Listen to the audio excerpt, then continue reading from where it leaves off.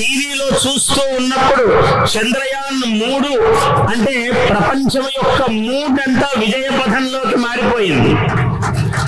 చంద్రయాన్ 3 అంటే 3 అడుగులు వేసిన త్రివిక్రముడిలాగా దర్శనమిచ్చింది. ఆ 3 చాలా గొప్పది, ఆ 3 సంఖ్య చాలా గొప్పది. కాబట్టి మన వేదాలలో ఎన్నో విషయాలు చెప్పారు.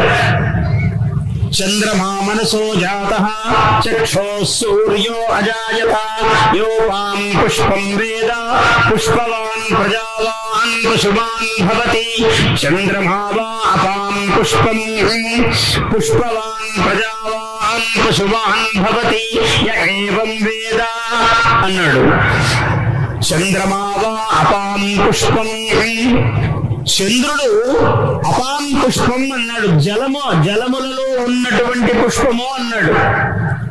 చంద్రయానంలో నీళ్లున్నాయనే తెలిసింది, నీళ్లే ఉన్నాయని తెలుస్తుంది రేపు ఇంకా వివరాలు తెలిసినప్పుడు. ఎందుకంటే ఇదంతా మహర్షులు మహనీయులు జ్ఞానముతో తపస్సుతో దర్శనం చేశారు. అయితే జ్ఞానముతో దర్శనం చెయ్యటము చాలా కష్టం. అందరికీ జ్ఞానం ఉండదు, అందరికీ దర్శనం కాదు. అలాగే భౌతికమైన ఇలాంటి పరిశోధన చేయటము కూడా చాలా కష్టం. చాలా గగనాయమానమైన పని. గగనంలోకి వెళ్ళాలి కదా, మరి చిన్న పని కాదు.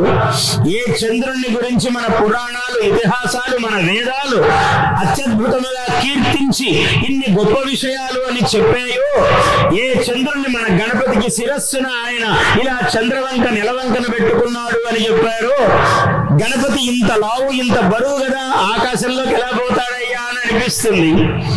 కానీ ఆకాశంలోకి వెళ్లే కొద్దీ పదార్థం ఎలా తేలికబడుతుందో మీ అందరికీ బాగా తెలుసు. ఇక్కడ పనిచేస్తున్న వాళ్ళకు కొంతదాకానే బరువు ఉంటుంది, తర్వాత ప్రతిదీ తేలికైపోతుంది. అందుకని గణపతి కూడా చాలా తేలిక. ఆయన పైకి వెళ్లే కొద్దీ తేలిక, కిందకు వచ్చే కొద్దీ బరువు. మనం కూడా అంతే, కిందకు వస్తే బరువు భూతత్వము, పైకి వెళ్లే కొద్దీ ఆకాశతత్వము. Please subscribe to our YouTube channel. Like and share this video.